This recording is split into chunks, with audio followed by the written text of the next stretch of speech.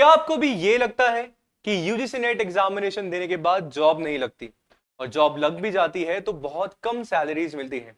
तो इस वीडियो को देखने के बाद आपका ये कंफ्यूजन हमेशा के लिए खत्म होने वाला है, तो एंड तक जरूर बने रहिएगा। नमस्कार सभी को, मेरा नाम है योगेश और आप मुझे देख रहे हैं आपके अपने प्लेटफॉर्म कॉमर्स स्पॉटलाइट बाय जारेफ अड्डा पे, जहां पे आप सभी के लिए केटर करता हूं पेपर 2 मैनेजमेंट एंड पेपर 1 आपके अपने यूजीसी नेट एग्जामिनेशन के लिए। हमारा सबका ड्रीम जॉब असिस्टेंट प्रोफेसर, जिसका फर्स्ट स्टेप होता है UGC net examination. UGC net examination qualify कर लिया, क्वालिफाई करने के बाद बहुत सालों तक किसी पर्टिकुलर स्टेट में वैकेंसी नहीं आई, और अगर आई भी तो स्टार्टिंग में प्रोबेशन पीरियड में बहुत कम सैलरी मिली। पर आखिर यूजीसी नेट एग्जामिनेशन क्वालिफाई करने के बाद सैलरी मिलती कितनी है, तो इस वीडियो में हम लोग बात करने वाले हैं। जब आप सभी यूजीसी नेट एग्जामिनेशन क्वालिफाई कर लिए होते हैं तो आपके पास दो दरवाजे ओपन हो जाते हैं।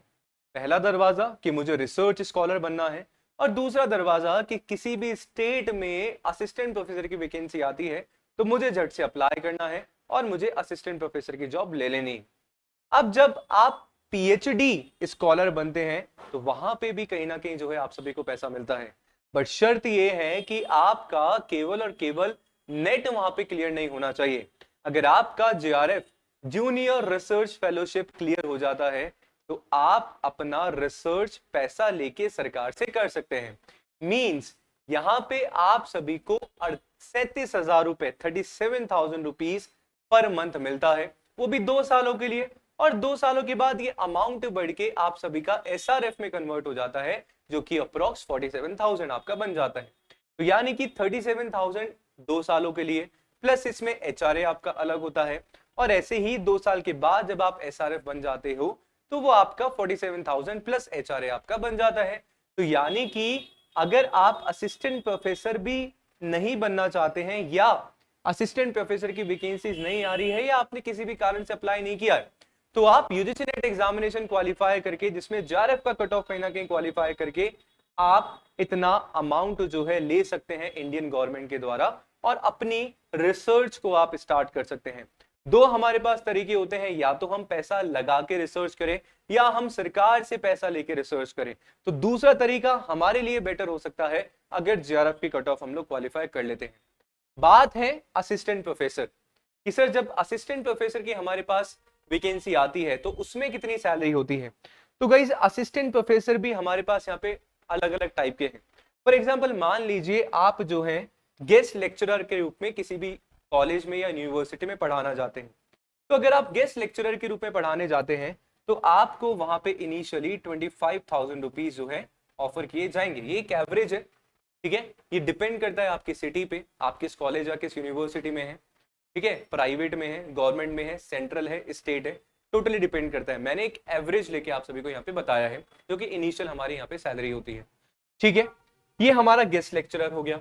इसके बाद अगर आप एक कॉन्ट्रैक्चुअल बेस पे असिस्टेंट प्रोफेसर बनते हैं, कि आपकी कोई भी एक पर्टिकुलर यूनिवर्सिटी में कॉन्ट्रैक्चुअल बेसिस पे असिस्टेंट प्रोफेसर की वैकेंसी आए है, विच इज नॉट परमानेंट, 1 साल का कॉन्ट्रैक्ट आपका होता है, और वहां पे अगर आप असिस्टेंट प्रोफेसर की जॉब कर रहे होते हैं तो वहां पे भी ठीक ठाक सैलरी जो है आप सभी को मिल जाती है। यानी कि इनिशियली आप सभी को कॉन्ट्रैक्चुअल बेस पे मोर देन 50,000 रुपीज जो है कहीं ना कहीं प्रोवाइड कराए जाते हैं। और जब कॉन्ट्रैक्चुअल से आप परमानेंट असिस्टेंट प्रोफेसर बन जाते हैं उसमें थोड़ा सा टाइम आप सभी का लगता है of course, but contractual salary में भी हर बार कॉन्ट्रैक्चुअल जब असिस्टेंट प्रोफेसर का वैकेंसी होता है तो अगर आप लोग अच्छा काम कर रहे होते हैं, यूनिवर्सिटी को अच्छा आपका काम जो है पसंद आ रहा होता है, तो कॉन्ट्रैक्ट आप सभी का रिन्यू भी हो जाता है।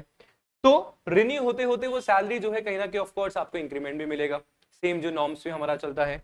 पर जब आप कॉन्ट्रैक्चुअल से परमानेंट असिस्टेंट प्रोफेसर बन जाते हैं तो वही सैलरी आप सभी की 92,000 टू 1 लाख कहीं ना कहीं जो है आपके यहाँ पे पहुंच जाती है।